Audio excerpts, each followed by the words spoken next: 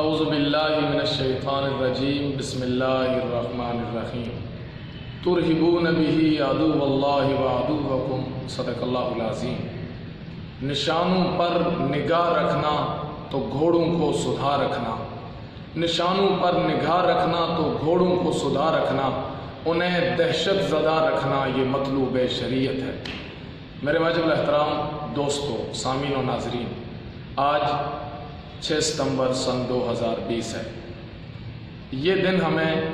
آج سے تقریباً 55 سال پہلے کی یاد دلاتا ہے کہ جب انڈیا کو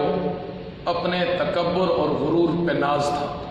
وہ بڑے تمطراق کے ساتھ اپنے 1600 شرمن ٹینکوں کو لے کر پاکستان پہ چڑھائی کرنے کی سوچی تھی، اور جس کا دعویٰ یہ تھا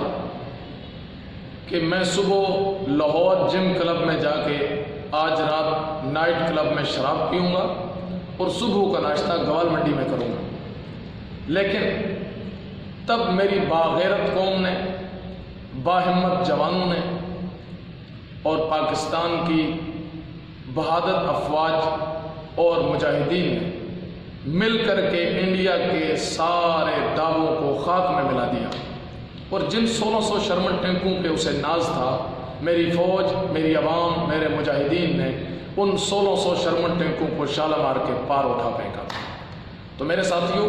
یہ جذبہ جہاد، یہ جذبہ حریت اس پاک وطن کی ہر بچے، بوڑھے، مرد و زن میں موجود ہے۔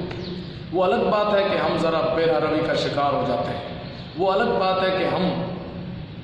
بسا اوقات مقصد اور نظریے سے ہٹ جایا کرتے ہیں، لیکن جب بات وطن کی آتی ہے،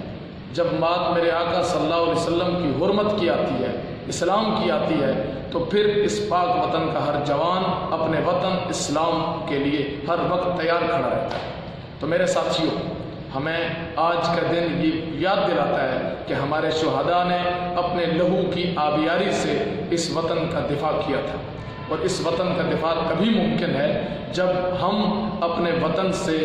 اپنی جان سے زیادہ پیار کریں گے۔ اللہ ہمیں صحیح معنوں میں ملک و ملت اور اس وطن کا دفاع کرنے کی توفیق نصیب فرمائے۔ کسی شاعر نے خوب کہا ہے کہ مشکلات تو آتی رہتی ہیں کہ راہ وفا میں ہر سو کانٹے، راہ وفا میں ہر سو کانٹے، دھوپ زیادہ سائے کم، لیکن اس پہ چلنے والے خوشی رہے پچھتائے کم۔ آج کے دن جو اس وقت کے بہادر جوانوں نے، فوج نے، مجاہدین نے، عوام نے جو قربانی دی تھی، میں ان سب کو سلام عقیدت پیش کرتا ہوں۔ اللہ ہمارے شہداء کی قربانیاں قبول فرمائے اور ہمیں اپنے ملک کا دفاع ہر لحاظ سے کرنے کی توفیق نصیب فرمائے۔ وآخر دعوانا ان الحمد للہ رب العالمین۔